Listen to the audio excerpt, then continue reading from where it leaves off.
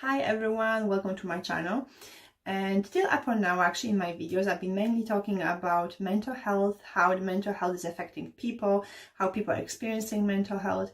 But I thought that today I could maybe talk about something slightly different. So I will take you behind the scenes of therapy and explain you on maybe one or two examples what potential obstacles that might be there in a therapy, how the therapists they deal with them, where these obstacles they might be coming from. So yes, if you would like to see what's happening behind the scenes of therapy, then keep watching. So this video actually was, you could say, inspired by some interactions that I had with people from whom actually I got this idea that we as therapists, we must probably, we know how to figure out everything for ourselves, and that we don't suffer from mental health problems, that we have no really life issues, no relationship issues, and obviously that's not true. As a therapist, we experiencing life problems, we have mental health problems, and definitely we have also interpersonal problems in terms of how you relate to people. They're going to be different obstacles, different issues.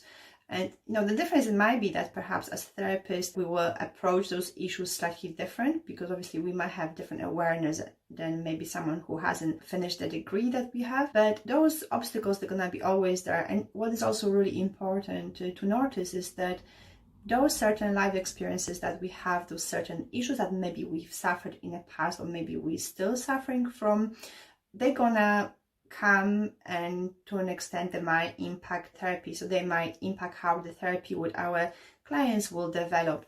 And very often we just call them therapy obstacles. And those obstacles, they're going to happen. Even the most experienced therapists, they're going to have obstacles in a therapy. But the main thing is that as therapists, we have to be very reflective. So we're going to have to attend supervision sessions. We're going to have our quiet time when we can actually sit down and maybe write down certain notes. Or even if we don't write them down, we can still sit and actually think and reflect what has happened, why it happened that way, what I can do differently next time. So these reflective parts of our work are very, very important and very crucial. And that's where we actually really think a lot, not only about the client, what the client said, but also about our background, about our social, economical status, about our cultural background and how that might be impacting the therapy. And perhaps one of the examples of those therapy obstacles, it could be obstacle of being rejected. So some therapists, they might have a fear of being abandoned or being rejected. And how that might manifest actually in a therapy session with a client is that, for instance, the client will be talking about something which is very difficult, that will evoke very difficult and painful emotions in a client. The therapist unconsciously obviously will sense that, and that unconsciously might evoke the fear in a therapist that the client might abandon them. Because the therapist might think, for example, that if that's gonna continue, if I'm gonna let the client feel all these uncomfortable emotions, they might actually not come back next time because it's just so unbearable, it's so uncomfortable.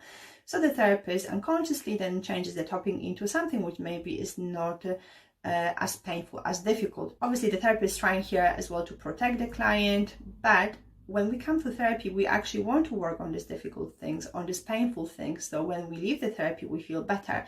So avoidance in this instance is not really, what we want to happen. So only in an instance when the therapist become aware of what's happening, when the therapist become aware of this dynamic, that can be then changed. And that's why the reflection is so important for us therapists. And those issues of abandonment for the therapist, they might come from the therapist's childhood or maybe other relationships that the therapist will have later in life. And that's really normal because we're not perfect. No one is perfect. None of the relationships that we're experiencing in life are perfect. They're going to be different obstacles, different dynamics, which maybe, some of them they might be more helpful, some of them they might be less helpful. But the main thing is that the therapist needs to be really reflective, so can become aware of maybe those certain unhelpful dynamics. And obviously once we're going to become aware of them, then we can change it. Sometimes even we address some of these issues with the client in a session.